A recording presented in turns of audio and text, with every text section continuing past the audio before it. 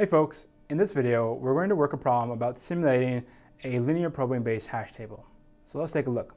So assume you have a linear probe hash table with m equal 11. Okay, so we'll start drawing this out, kind of like we did with the previous example we did for chain. So m equal 11, and I'll draw my array. And my array is going to be actually pretty big because, well, I have a larger m. So we'll start drawing this out.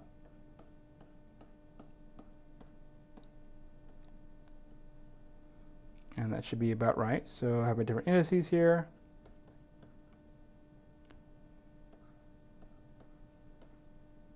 All right, so got my kind of scene set up. All right, so simulate the hash table to add these keys.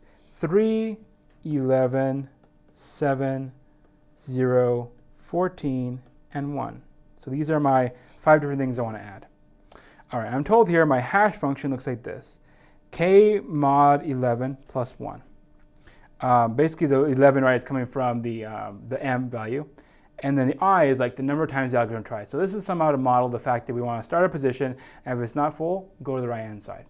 So let's see where these all start. So initially what I have basically I equals 0. So what do these end up looking like? Okay, so I have 3 mod 11 plus 0, and I mean there's a mod 11 at the end as well, right? This is the whole thing. The mod 11 at the end won't really do much for us here.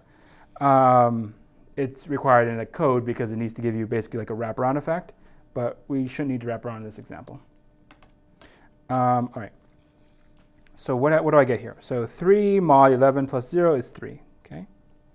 Let's see, 11 mod 11 plus 0 is 0. 7 mod 11 plus 0 is 7. 0 mod 11 plus 0 is 0. 14 mod 0 plus 1 is 3. 1 mod 14 plus 0 is 1.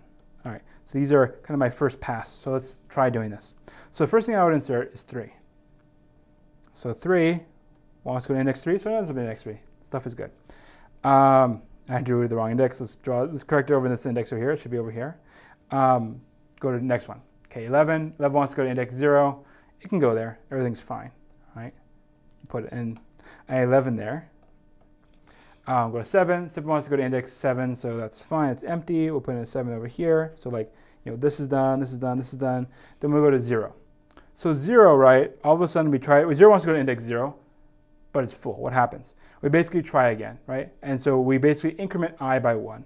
So we have to basically make another check for where can I put this.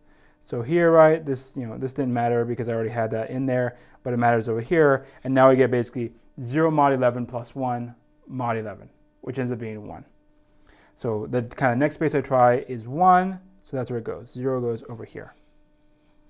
All right, looking down at 14. So 14 wants to go to index 3, but oh, hey, number 3 is there. So I need to do the same process, so 14. So I basically have 14 mod 11. Okay, so I have my 3 plus 1, okay, for mod 11. So index 4 is where I'll try. And that is empty, so I'll actually be able to put myself there. So my 14 will end up over here. And this ends up being over here.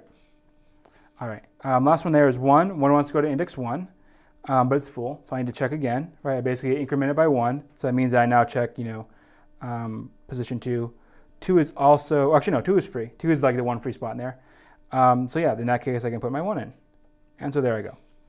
So I have basically, kind of diagram this out, right? So I have this is basically the array that's generated, right? So you can see, these are all the keys that are in there, right? This is my array of size m. This is how my data structure will look after I've inserted all of my elements. So hopefully that gives you basically a better idea, right, of the mechanism for how this thing actually works.